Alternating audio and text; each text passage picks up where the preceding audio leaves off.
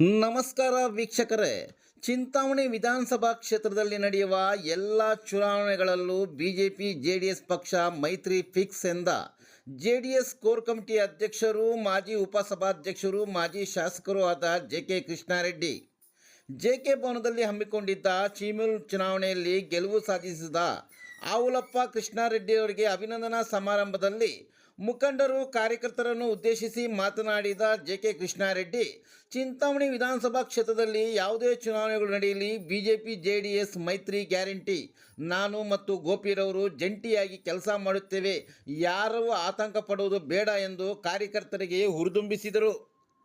ಕೆಲಸ ಮಾಡ್ತೇವೆ ಮತ್ತು ತಾಲೂಕ್ ಪಂಚಾಯತಿ, ಜಿಲ್ಲಾ ಪಂಚಾಯತಿ ಮತ್ತು APMC ಯಾವುದೇ ಚುನಾವಣೆ ಬಂದರೂ ಕೂಡ ಯಾರಿಗೂ ಕೂಡ ಆತಂಕ ಬೇಡ. ಏನಾಗುತ್ತೋ ಏನಾದರೂ ಹಾಕೊಂಡ್ಲಿ ಈ ಭಾಗದಲ್ಲಿ ಗೋಪಿ ಅಣ್ಣ ನಾವು ವಿಶ್ವಾಸದಿಂದ ಇದ್ದೇವೆ.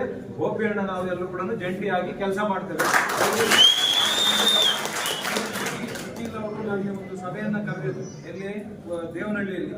ಆವತ್ತಿನ ಸಂದರ್ಭದಲ್ಲಿ ಸಂಘಟನೆ ವಿಚಾರವಾಗಿ ಮಾತನಾಡುವಂತ ಸಂದರ್ಭದಲ್ಲಿ ಕೂಡ ನಾನು ಹೇಳಿದ್ದೆ ಏನಂತ ಅಂದ್ರೆ, ನೋಡಪ್ಪ, ನಾವು NDA ಅಲಯನ್ಸ್ ಆಗಿದ್ದೇವೆ, ಆದ್ರೆ ಯಾವುದೇ ಕ್ಷೇತ್ರದಲ್ಲಿ ನಾವು ಚುನಾವಣೆಗಳನ್ನ ಎದುರಿಸಬೇಕಾದ್ರೆ ನಾವು ಕೂಡ ಯಾವುದೇ ಚುನಾವಣೆ ಇರಲಿ, ಅದು ನಗರಸಭೆ ಇರಲಿ, ಪುರಸಭೆ ಇರಲಿ, ತಾಲೂಕ್ ಪಂಚಾಯತಿ, ಜಿಲ್ಲಾ ಪಂಚಾಯತಿ ಯಾವುದೇ ಇದ್ರು ಕೂಡ ಅಲಯನ್ಸ್ ಇರೋದ್ರಿಂದ ನಾವು ಕೂಡ ಸೀಟು ಅಂತ ಅವ್ರಿಗೆ ಬಿಟ್ಕೊಡ್ಬೇಕಾಗ್ತದೆ ಅಂತ. ಹಾಗಂದಾಗ ನಮ್ಮ ನಿಸರ್ಗ ಅವರು, ಇಲ್ಲ ದೇವನಹಳ್ಳಿ ಟೌನಲ್ಲಿ ಅವ್ರು ಯಾವುದು ಇಲ್ಲ, ನಂದು ಇದನ್ನೇ ನಾನು ಹೇಳಿದ್ದು, ಇದನ್ನ ಮನಸ್ಸಲ್ಲಿ ಇಟ್ಕೊಂಡೆ ನಾನು ಹೇಳಿದ್ದು. ಅಲಯನ್ಸ್ ಮೇಲೆ ಇದೆಯೋ ಇಲ್ವೋ ಗೊತ್ತಿಲ್ಲ, ಆದ್ರೆ ಅಲಯನ್ಸ್ ಗಟ್ಟಿಯಾಗಿ ಮುಂದೆ ಹೋಗ್ಬೇಕಾದ್ರೆ ನಾವು ಬಿಟ್ಕೊಡ್ಲೇಬೇಕಾಗ್ತದೆ ಅನ್ನುವಂತ ಮಾತನ್ನ ಬಹಳ ಸ್ಪಷ್ಟವಾಗಿ ಆ ನಿಖಿಲ್ ಅವರ ಸಭೆಯಲ್ಲಿ ಕೂಡ ನಾನು ಹೇಳಿದೆ. ಹಲವಾರು JP ಭವನದಲ್ಲಿ ನಡೆದಂತ ಸಭೆಗಳಲ್ಲಿ ಕೂಡ ನಾನು ಹೇಳಿದ್ದೇನೆ. ಹಾಗಾಗಿ ನಾನು ಮತ್ತೊಮ್ಮೆ ಹೇಳ್ತಕ್ಕಂಥದ್ದು, ಗೋಪಿ ಅಣ್ಣವರು ನಾವು ಯಾವಾಗಲೂ ಜೊತೆಯಲ್ಲಿ ಇರ್ತೀವಿ, ಯಾರಿಗೂ ಕೂಡ ಆತಂಕ ಇಲ್ಲ, ಯಾರಿಗೂ ಕೂಡ ಅದು ಅನುಮಾನ ಪಡೋದು ಬೇಡ. ನಾವು ಜಂಟಿಯಾಗಿ ಚುನಾವಣೆಗಳನ್ನ ನಡೆಸ್ಕೊಂಡು ಹೋಗ್ತೀವಿ ಅಂತ ಈ ಸಂದರ್ಭದಲ್ಲಿ ಮಾತನ್ನ ಹೇಳ್ತಾ, ನಮ್ಮ ಅವರಪ್ಪಣ್ಣವ್ರಿಗೂ ಕೃಷ್ಣಾರೆಡ್ಡಿ ಅವ್ರಿಗೆ ಹೆಚ್ಚು ನಮ್ಮ ಜೊತೆಯಲ್ಲಿ ಬರ್ತಾ ಇದ್ರು. ಅಲ್ಲಿರ್ತಕ್ಕಂಥ ಜನ ಬೇರೆ ಇರ್ತಾರೆ, ಇಲ್ಲ ಸರ್ ನಾನು ಈ ತರ ಅಂದ್ರೆ ಆಮೇಲೆ ಅವ್ರಿಗೂ ಕೂಡ ಒಪ್ಕೊಂಡ್ರು. ಆದ್ರೆ ಅವರು ಹಲವು ವಿಚಾರಗಳನ್ನ ಮಾತಾಡ್ತಾ ಇದ್ರು, ನಾನು ಹಲವು ವಿಚಾರಗಳನ್ನ ಮಾತಾಡ್ತಾರೆ. ಜನರಿಗೆ ಮನವರಿಕೆ ಮಾಡಿ ಯಾವ ರೀತಿ ಏನಾಗ್ತಾ ಇದೆ ಅನ್ನುವಂಥದ್ದು. ಬಹುಶಃ ಇವತ್ತಿನ ಈ ಸರ್ಕಾರ ನೋಡಿದ್ರೆ ಇವತ್ತು 8 ಲಕ್ಷ ಚಿಲ್ಲರೆ ಕೋಟಿ ಇದೆ ನಮ್ಮ ಮೇಲೆ ಸಾಲ. ಕರ್ನಾಟಕದಲ್ಲಿ 8 ಲಕ್ಷ ಕೋಟಿ ಚಿಲ್ಲರೆ ಇದೆ. ಈಗ ಮುಂದೆ ಬರ್ತಕ್ಕಂಥ ಮಾರ್ಚ್ ನಲ್ಲಿ ಬಡ್ಜೆಟ್ ಆದ್ರೆ, ಈ ಬಡ್ಜೆಟ್ ಆದ ನಂತರ 9 ಲಕ್ಷ ಆಗ್ತದೆ. ಅಂದ್ರೆ ಈ ಸಾರಿ 1,16,000 ಕೋಟಿ ಸಾಲ ಮಾಡುವಂತವ್ರು ಇದ್ದಾರೆ. ಮುಖ್ಯಮಂತ್ರಿಗಳೇ ಹೇಳಿಕೆ ಕೊಟ್ಟಿದ್ದಾರೆ, ಈ ಸಾರಿ ನಾವು 1,16,000 ಕೋಟಿ ಸಾಲ ಮಾಡಬೇಕು ಅಂತ. 1 ಲಕ್ಷ ಕೋಟಿ ನೀವು ಸಾಲ ಮಾಡಿದ್ರೆ ಮುಂದಿನ ವರ್ಷ ನಿಮಗೆ 10,000 ಕೋಟಿ ಹೆಚ್ಚುವರಿ ಬಡ್ಡಿ ಕಟ್ಟಬೇಕಾಗ್ತದೆ. ಇವತ್ತು ನಾವು 8 ಲಕ್ಷ ಸಾಲಕ್ಕೆ 1 ಲಕ್ಷ ನಾವು ಇವತ್ತೇನು ಬಡ್ಡಿ ಕಟ್ತಾ ಇದ್ದೀವಿ. ಬಹುಶಃ ಇದು ಇನ್ನು 3-4 ವರ್ಷ ಪ್ರತಿ ವರ್ಷ 1 ಲಕ್ಷ ಸಾಲ ಮಾಡ್ಕೊಂಡೋದ್ರೆ ಆಡಳಿತ ಯಂತ್ರ ಕುಸಿತ ಆಗುತ್ತೆ, ನಿಂತೋಗುತ್ತೆ, ಏನು ಮಾಡಕ್ಕಾಗೋದಿಲ್ಲ. ಅಂದ್ರೆ ನೀವು ಯಾವ ಇಲಾಖೆಗೆ ಏನು ಕಂಪ್ಲೇಂಟ್ ಕೊಡಕ್ ಹೋದ್ರು ಕೂಡ ಅಲ್ಲಿ ನಿಮ್ಮ ಕಂಪ್ಲೇಂಟ್ ಗಳನ್ನ ತಗೊಳಕ್ಕೆ ಯಾರು ಇರೋದಿಲ್ಲ. ಸಂಬಳ ಕೊಟ್ರೆ ತಾನೆ, ಸಂಬಳ ಕೊಟ್ರೆ ಅವ್ರು ಅಲ್ಲಿರ್ತಾರೆ. ಸಂಬಳ ಕೊಡೋಕೆ ಅಂದ್ರೆ ಪ್ರತಿ ವರ್ಷ 1 ಲಕ್ಷ ಕೋಟಿ ಸಾಲ ಮಾಡ್ಕೊಂಡು ಹೋಗ್ತಾ ಇದ್ರೆ ಬಹಳ ಕಷ್ಟ, ನಿಂತು ಹೋಗ್ತದೆ. ಗ್ಯಾರಂಟಿಗಳು ಹೇಳ್ಬೋದು, ಆದ್ರೆ ಗ್ಯಾರಂಟಿಗಳ ಪರಿಸ್ಥಿತಿ ಏನಾಗಿದೆ ಅನ್ನುವಂಥದ್ದು ನಮ್ಗೆ ಗೊತ್ತಿದೆ.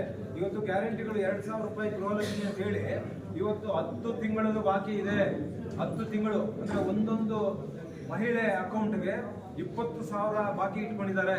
1,26,000 ಮಹಿಳೆಯರಿಗೆ, 1,26,00,000 ಮಹಿಳೆಯರಿಗೆ ಒಬ್ಬೊಬ್ಬರಿಗೆ 20,000 ಬಾಕಿ ಇದೆ. ಇವ್ರ ಹತ್ರ ದುಡ್ಡಿದ್ರೆ ಕೊಡ್ಬೇಕಾಗಿತ್ತು, ಕೊಟ್ಟಿಲ್ಲ. ಆದ್ರೆ ಇವತ್ತು ಸಾಲಗಳು ಮಾಡಿ ಇಷ್ಟೆಲ್ಲ ಸಾಲ ಮಾಡಿದ್ರು ಕೂಡ ಇದು ನಡೀತಾ ಇಲ್ಲ ಕರೆಕ್ಟ್ ಆಗಿ. ಗೋಕರ್ಣೋಡು ಬಹಳ ಸ್ಪಷ್ಟವಾಗಿ ಹೇಳಿದ್ರು, ದುಡ್ಡಿದ್ರೆ ಯಾಕೆ ಮಾಡಬಾರ್ದಾಗಿತ್ತು. ಇವತ್ತು ನಿಗಮಗಳಿಗೆ ಬಸ್ ಫ್ರೀ ಅಂತ ಹೇಳಿದ್ರು. ಇವತ್ತು ಎಲ್ಲ 4 ನಿಗಮಗಳಲ್ಲಿ 1,000 ಕೋಟಿ ಬಾಕಿ ಇಟ್ಕೊಂಡಿದ್ದಾರೆ, 1,000 ಕೋಟಿ ಬಾಕಿ ಇದೆ. ಇವತ್ತು ವಿದ್ಯುತ್ ಶಕ್ತಿ ಎಷ್ಟಿದ್ದ ರೇಟ್ ಇವತ್ತು ಎಷ್ಟಾಗಿದೆ. ನಾಳೆ ಬೆಳಗ್ಗೆ ಇವೆಲ್ಲ ಒಂದ್ಸಾರಿ ಅವ್ರು ರೈಸ್ ಮಾಡಿದ್ಮೇಲೆ ತೊಂದರೆ ಆಗೋದಿಲ್ಲ ನಮ್ಗೆ. ಎಷ್ಟು ಈಗೇನು 2.5 ವರ್ಷದಿಂದ ನಮ್ಗೆ ವಿದ್ಯುತ್ ಶಕ್ತಿ ಫ್ರೀ ಕೊಟ್ಟಿದ್ದಾರೆ, ಮುಂದಿನ ದಿನಗಳಲ್ಲಿ ಇವೆಲ್ಲ ವಸೂಲಿ ಮಾಡುವಂತದ್ದಾಗುತ್ತೆ. ಇವತ್ತು ಉದ್ಯೋಗ, ನಿರುದ್ಯೋಗಿಗಳಿಗೆ ಎಂಪ್ಲಾಯ್ಮೆಂಟ್ ಕೊಡ್ತೀವಿ ಅಂತ ಹೇಳಿದ್ರು. ನಾನು ಇಲ್ಲೇ ಹೇಳಿದ್ದೀನಿ ಹೊರಗಡೆ ಸಭೆಯಲ್ಲಿ, ನಮ್ಮ ಇಲ್ಲಿರ್ತಕ್ಕಂಥ ಉಸ್ತುವಾರಿ ಮಂತ್ರಿಗಳು, ನೀವು ಚಿಂತಾಮಣಿ ತಾಲೂಕಿನಲ್ಲಿ ಅಥವಾ ಜಿಲ್ಲೆಯಲ್ಲಿ ನೀವು ಎಷ್ಟು ನಿರುದ್ಯೋಗಿಗಳಿಗೆ ಡಿಗ್ರಿ ಮಾಡಿರ್ತಕ್ಕಂಥವ್ರಿಗೆ 3,000 ಕೊಡ್ತಾ ಇದ್ದೀರಾ ಕೊಡಿ, ಹೇಳಿ ನೋಡೋಣ ನೀವು ಅಂತ. ಮತ್ತು ಡಿಪ್ಲೊಮಾ ಮಾಡಿರ್ತಕ್ಕಂಥವ್ರಿಗೆ 1,500 ಕೊಡ್ತೀವಿ ಅಂತ ಹೇಳಿದ್ರೆ ಎಷ್ಟು ಡಿಪ್ಲೊಮಾ ಮಾಡಿರ್ತಕ್ಕಂಥವ್ರಿಗೆ ನೀವು ಈ ಕ್ಷೇತ್ರದಲ್ಲಿ ಜಿಲ್ಲೆಯಲ್ಲಿ ಕೊಡ್ತಾ ಇದ್ದೀರಾ ಅನ್ನುವಂಥದ್ದನ್ನ ಹೇಳಿದ್ವಿ, ಆದರೆ ಹೇಳಲಿಲ್ಲ. ಇವತ್ತಿನ್ನೂ ಅಂಗನವಾಡಿ ಆಶಾ ಕಾರ್ಯಕರ್ತರು ನೋಡ್ಬೇಕು ಅವ್ರ ಪರಿಸ್ಥಿತಿ. ಪಾಪ ಮಕ್ಕಳನ್ನ ಹಾಕೊಂಡು ಅಲ್ಲಿ ಹಗಲು ರಾತ್ರಿ ಧರಣಿಗಳು. ಇವತ್ತು ಪ್ರಿಯಾಂಕ್ ಗಾಂಧಿ ಅವ್ರ ಕೈಯಲ್ಲಿ ಹೇಳಿಸಿದ್ರು ನಿಮ್ಗೆಲ್ಲ ಜಾಸ್ತಿ ಮಾಡ್ತೀವಿ ಅಂತ. ಇವತ್ತವರೆಗೂ ಕೂಡ ಅದರ ಬಗ್ಗೆ ಚಕಾರ ಎತ್ತಲಿಲ್ಲ. ಅವ್ರ ಮಕ್ಕಳನ್ನ ಹಾಕೊಂಡು ಅಲ್ಲಿ ಫ್ರೀಡಂ ಪಾರ್ಕ್ ಅಲ್ಲಿ ಪ್ರತಿಭಟನೆ ಮಾಡ್ತಕ್ಕಂಥದ್ದು ನಾವು ನೋಡ್ತಾ ಇದ್ದೀವಿ. ಈ ರೀತಿ ಅಕ್ಕಿದು ಒಂದು ಯೋಜನೆ ಹೇಳಿದ್ರು. ನರೇಂದ್ರ ಮೋದಿ ಅವರು ಕೊಡ್ತಾ ಇರೋದು ಅಕ್ಕಿ 5 kg, ಅದನ್ನ ಬಿಟ್ಟು ನಾವು 10 kg ಅಂತ ಹೇಳಿಲ್ಲ, ಅವರು 10 kg ಅಂತ ಹೇಳಿದ್ರು.